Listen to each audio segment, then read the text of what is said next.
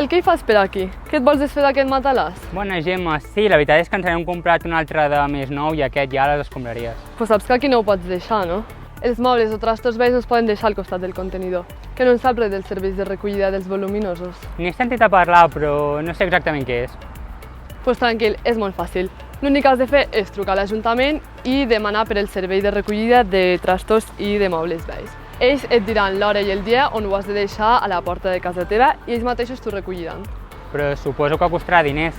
No, és totalment gratuït, no pateixis. I quin tipus de voluminosos puc deixar?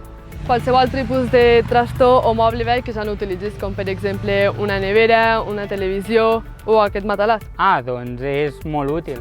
Crec que serà la millor opció. Ara hi truco. Merci, Gemma. De res.